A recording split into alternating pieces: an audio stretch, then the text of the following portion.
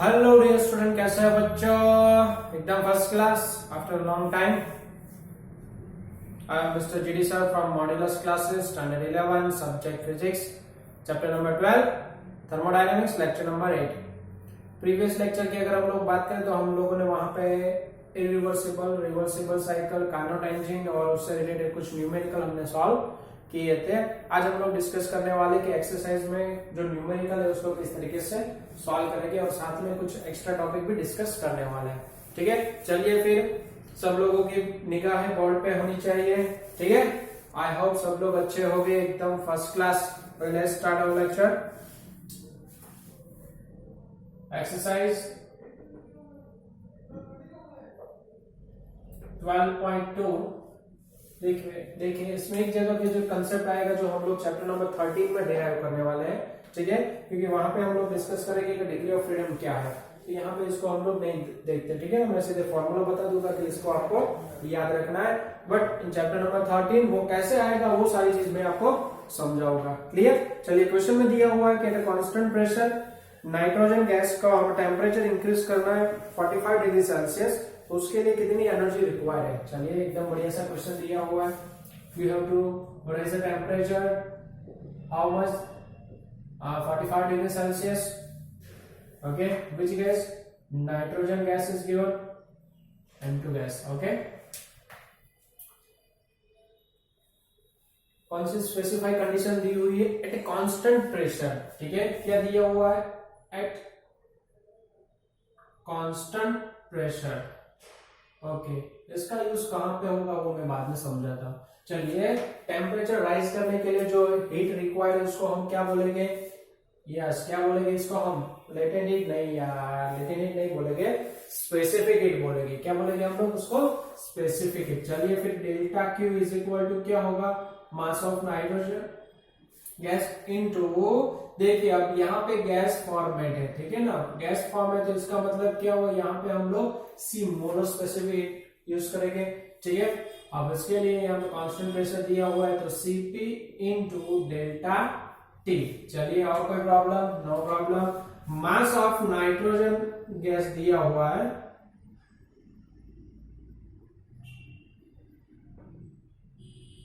2 into 10⁻² kg। चलिए, मास दिया हुआ है, डेल्टा टी पता है, बट सीपी किस तरीके से निकाले? आज तक कभी देखा ही नहीं है सीपी निकालना। ठीक है, इन चैप्टर नंबर 13 हम लोग देखेंगे नाइट्रोजन जो है वो डायटोमिक है और मान के चलेंगे रिजिड रोटर है। ठीक है, diatomic rigid rotator. Okay, for this condition जो मास होगा, सॉरी सीपी जो होगा, सीपी मिलेगा हमें, वैसे तो फॉर्मूला F/2 + 1 × R। ठीक है, where F means degree of freedom. अब आपके दिमाग में आएगा सर डिग्री ऑफ फ्रीडम क्या है? कोई दिक्कत नहीं है, हम लोग चैप्टर नंबर 13 में इसको डिस्कस करने वाले हैं। Is it clear? ओके, चलिए, F की जो वैल्यू होगी फॉर डायटोमिक रिजिड रोटेटर के लिए 5। ठीक है, तो आंसर आएगा 7/2 R। चलिए, सीपी मिल गया मुझे। ओके, यहाँ पे जो है मोलर स्पेसिफिक हीट है, तो मुझे यहाँ पे क्या चाहिए? मास की जगह पे मोल चाहिए। क्लियर? क्या चाहिए? मोल चाहिए, तो मिल जाएगा। R गिवन है, R दिया हुआ 8.3 जूल पर मोल पर केल्विन। ठीक है, तो सीपी आप कैलकुलेट कर सकते हैं 7/2 इंटू 8.3 से सीपी मिल जाएगा आपको, कोई प्रॉब्लम नहीं है। चलिए, ओके, अब क्या चाहिए? मोल चाहिए। मोल कैसे मिलेगी? मास गिवन है। चलिए, तो भाई मोलिकुलर वेट क्या होगा? मोलिकुलर वेट ऑफ नाइट्रोजन अपने को पता है 28। ठीक है, 28 होगा। ओके, चलिए, तो यहाँ पे कौन सी चीज दी हुई है? 2 × 10⁻² kg दिया हुआ है। ओके, चलिए फिर कैलकुलेट कर सकते हैं। Mole is equal to mass upon molecular weight. ठीक है, तो 20 ग्राम अपॉन 22, क्योंकि ग्राम में लेना होगा फिर। ठीक है, this is equal to 20 gram. Okay, तो यहां से आपको म्यू मिल जाएगा। ठीक है, म्यू मिल गया, 0 पॉइंट समथिंग होगा आंसर। 10/14 नहीं, सॉरी 5/7। ओके, वैल्यू पुट करिए। Delta Q is equal to क्या होगा 5/7, सीपी मिला है हमें 7/2 into R into delta T. चलिए 7 कट गया, 5/2 आर 8.3 इंटू 45, तो लास्ट आंसर मिल जाएगा। आई होप न्यूमेरिकल समझ में आ गया। क्लियर? बस ये चीज आपके लिए थोड़ी सी नई है क्योंकि ये चैप्टर नंबर 13 में है। ठीक है, is it okay? Do you have any doubt? अगर डाउट है तो जल्दी से कमेंट करके बता सकते हो आप लोग। कोई डाउट है तो जल्दी से कमेंट करके बता सकते हो। अगर डाउट नहीं है, ओके चलिए फिर आगे बढ़ते हैं हम लोग। 12.345 शायद आपको दिया हुआ है न्यूमेरिकल सॉल्व करने के लिए। ओके, 5 की हिंट तो मैंने ऑलरेडी दे दी थी। 12.6 पे आपको खुद से करना है। नाउ 12.7।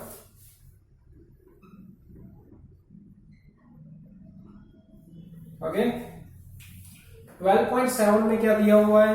एक स्टीम इंजन दिया हुआ है। ओके, स्टीम इंजन है। ठीक है, अब यहां पे जो आउटपुट मिल रहा है मतलब कि work done by steam engine given है, वर्क कितना मिल रहा है वो दिया हुआ है 5.4 into 10⁸ joule per minute. Per minute अपने को इतना आउटपुट मिल रहा है, यानी कि वर्क डन मिल रहा है बाय स्टीम इंजन। एंड इसके लिए जो हीट रिक्वायर्ड है वो दिया हुआ है, हीट रिक्वायर्ड यानी कि Q1, और which is equal to 3.6 into 10⁹ joule per minute. Per minute इतनी हीट रिक्वायर्ड है, इसमें से इतना वर्क डन मिल रहा है, मतलब बाकी की हीट कहाँ जा रही होगी? लॉस हो रही होगी। तो पूछा गया है कि इसकी एफिशिएंसी कितनी होगी? यार एकदम इजी है। ओके, एफिशिएंसी कैसे मिलेगी?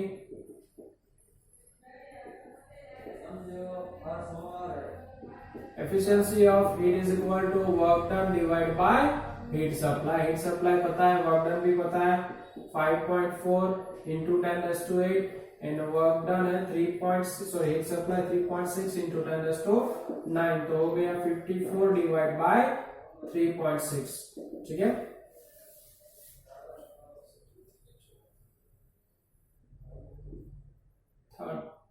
सॉरी यहाँ पे होगा 5.4, ये हो जाएगा 36। ठीक है, तो इसको मैं लिख सकता हूँ 54 डिवाइड बाय 36 इंटू 10, 18 3 जा 18 2 जा। ओके,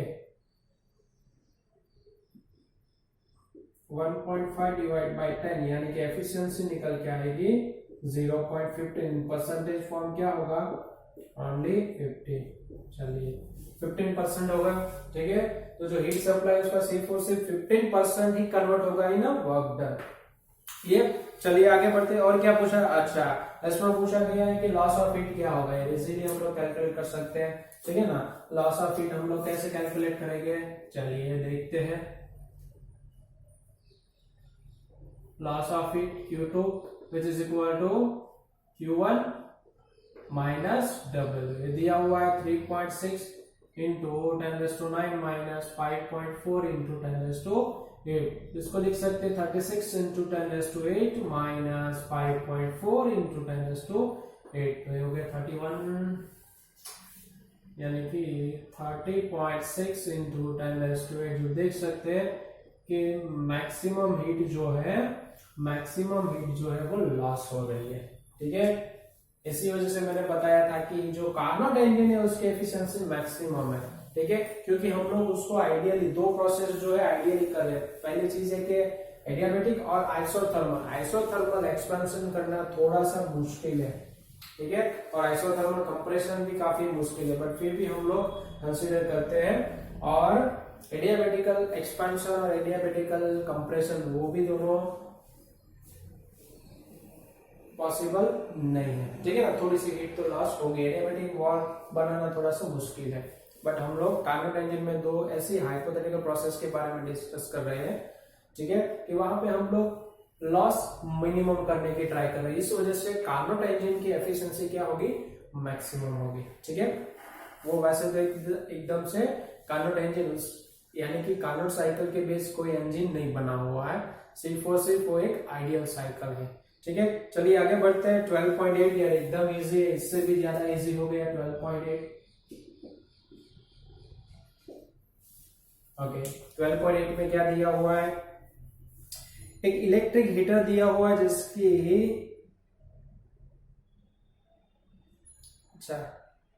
अच्छा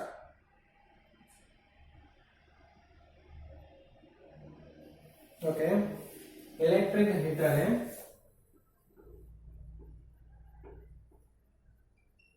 ठीक है, वो हीट सप्लाई कर रहा है, कितना हीट सप्लाई कर रहा है, 100 वाट यानी कि जूल पर सेकंड। ठीक है, पर सेकंड 100 जूल हीट सप्लाई कर रहे हैं। ओके, अब जो सिस्टम दिया हुआ है वो वर्क कर रहा है 75 जूल पर सेकंड।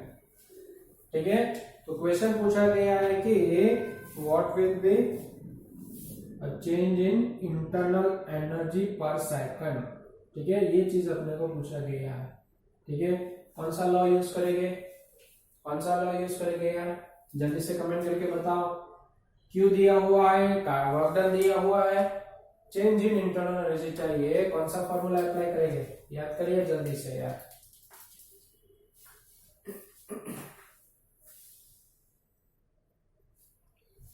यस यार, सब लोगों को पता है, कौन सा लॉ यूज करेंगे हम लोग, according to first law of thermodynamics.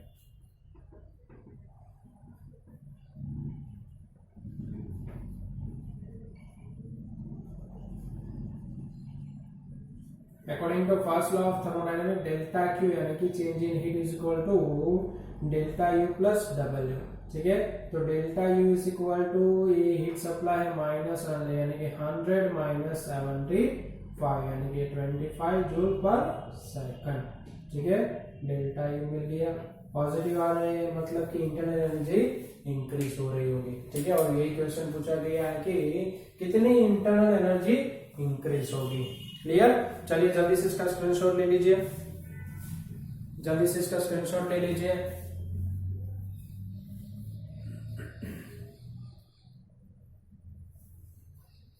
Okay, चलिए फिर आगे बढ़ते हैं हम लोग।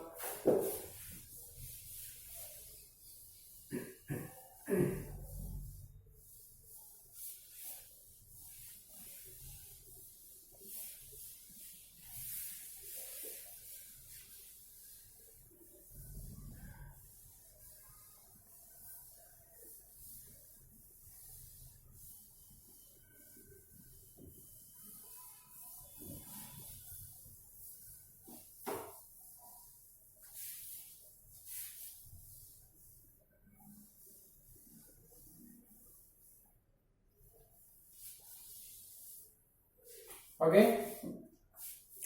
ओके, एक्सरसाइज 12.9, इसमें ग्राफ दिया हुआ है। ठीक है, प्रेशर वर्सेस वॉल्यूम का ग्राफ दिया हुआ है। ओके, प्रेशर इन न्यूटन पर मीटर स्क्वायर। ठीक है, और वॉल्यूम दिया हुआ है मीटर क्यूब। ओके, चलिए कितना दिया हुआ है, ग्राफ कुछ इस तरीके से दिया है।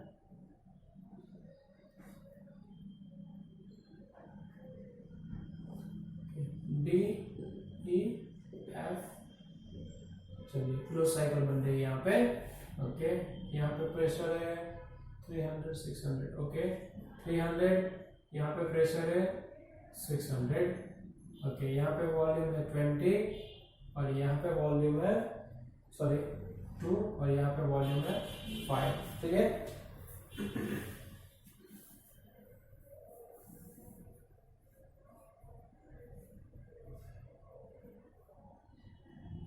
ओके, चलिए वर्क डन पूछा है कि D2E, E2F और F2D। ठीक है, यानी कि साइक्लिक प्रोसेस हो रही है तो वर्क डन क्या होगा। ठीक है, वर्क डन क्या होगा, देखिए प्रोसेस कौन सी है, साइक्लिक प्रोसेस है। ठीक है, it's a cyclic process. Okay, no problem. चलिए साइक्लिक प्रोसेस में चेंज इन इंटरनल एनर्जी क्या होगी, देखिए यही इनिशियल स्टेट है और यही इसकी फाइनेंशियल कंडीशन है। ठीक है, मतलब कि चेंज इन इंटरनल एनर्जी क्या होगा, 0।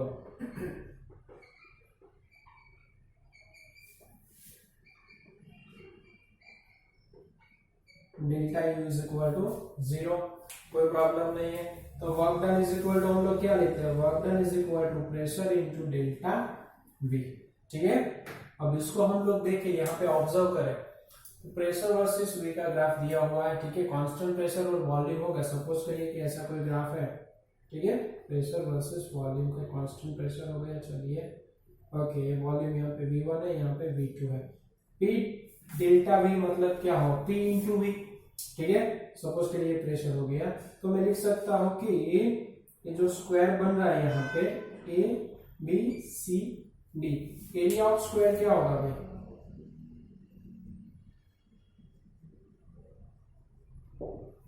किसी का एरिया क्या होगा, लेंथ इंटू विड्थ, यानी कि V2 माइनस V1 यानी कि P डेल्टा V। चलिए, तो एरिया जो है वही वर्क डन है।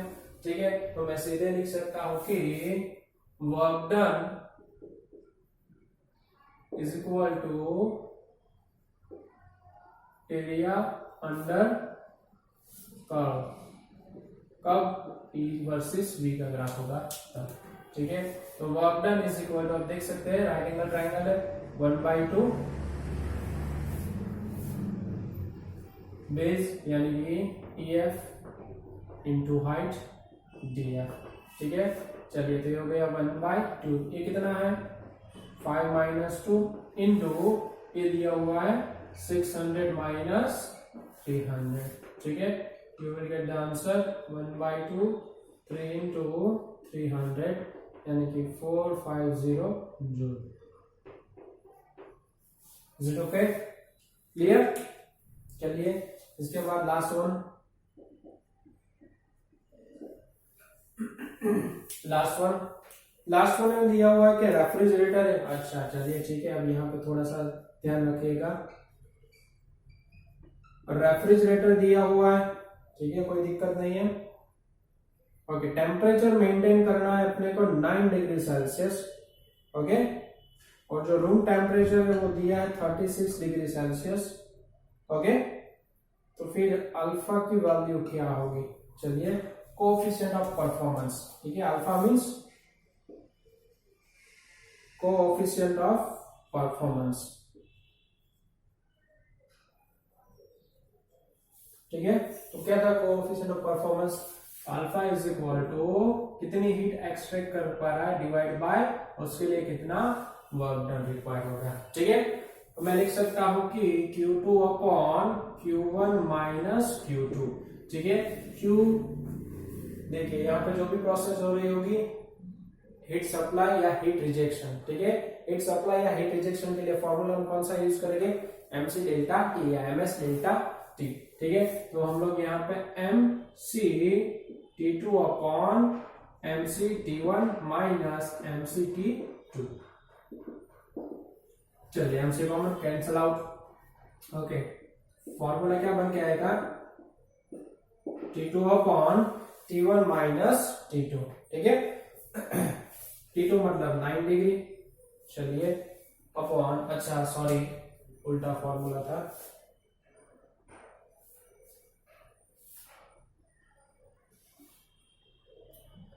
जस्ट मिनट, 36 है, T2 upon T1 minus T2 होगा।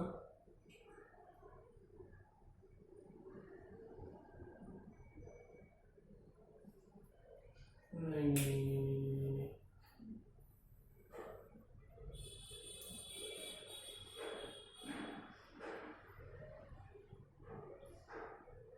ओके, T2 की जो वैल्यू होगी 36,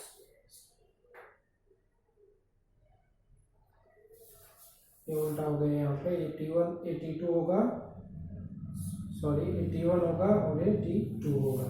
चलिए यहाँ पे होगा 36 डिवाइड बाय 36 माइनस 9 यानी कि 36 डिवाइड बाय 27 ही होगा शायद, यस, यानी कि 4/3। 1.33, ठीक है, कोफिशिएंट ऑफ परफॉर्मेंस 1.33 होगा, ठीक है। Just let me check it out. I hope इतना ही आंसर है।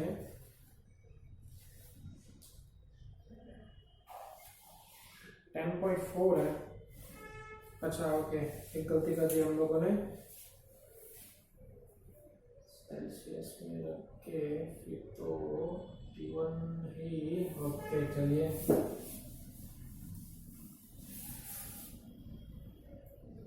मैंने कोफिशिएंट ऑफ परफॉर्मेंस फॉर इसके लिए निकाला, वो पंप के लिए निकाला था। यहाँ पे हम लोगों को रेफ्रिजरेटर के लिए चाहिए, ठीक है, रेफ्रिजरेटर के लिए चाहिए तो T2 ही होगा ये, और ये T1 ही होगा। बट यहाँ पे एक गलती कर दी हम लोगों ने, सेल्सियस में रखा है इसको, ठीक है, इसको कंपल्सरी कन्वर्ट करना होगा इन केल्विन। तो ये हो गया 9 + 273 यानी कि 282 केल्विन, ठीक है। ये कितना होगा, इसको करो या ना करो कोई ज्यादा फर्क नहीं पड़ेगा, क्योंकि ये डिफरेंस में तो इक्वली हो जाएगा। तो ये हो गया 282 डिवाइड बाय 36 माइनस 9, ठीक है, यानी कि 282 डिवाइड बाय 36 माइनस 9 यानी कितना होगा 27, यानी कि 10.4। कोफिशिएंट ऑफ परफॉर्मेंस कितना होगा 10.4। अगर मान लीजिए कि इसका उल्टा होगा, ठीक है, ये तो हो गया फॉर रेफ्रिजरेटर, अगर हीट पंप होता, ठीक है, तो हीट पंप के लिए क्या होगा coefficient of performance Q1 divide by W, यानी कि T1 divide by T1 minus T2, ठीक है। तो 36 degree T1 is equal to क्या होता है 36 + 273 डिवाइड बाय 27 ही होता, नीचे तो कोई प्रॉब्लम नहीं है। देखिए 36 + 273 यानी कि 309 डिवाइड बाय 27, ठीक है, 103 डिवाइड बाय 9 यानी कि 11 पॉइंट समथिंग इसका आंसर होता, ठीक है। This one for heat pump, clear. तो मैंने थ्योरी में भी बताया था कि coefficient of performance for heat pump is greater than coefficient of performance for refrigerator, ठीक है, क्योंकि यहाँ पे low temperature to high temperature heat flow करने के लिए ज्यादा वर्क अप्लाई करना पड़ेगा। Is it clear? चलिए, इसमें किसी को कोई डाउट है जल्दी से कमेंट करके बताओ, इज इट क्लियर और नॉट? ओके, चलिए फिर ऐसे के साथ सारे न्यूमेरिकल सॉल्व हो गए। आप लोगों ने काफी टाइम दिया, उसके लिए थैंक यू सो मच। जय हिंद, जय भारत।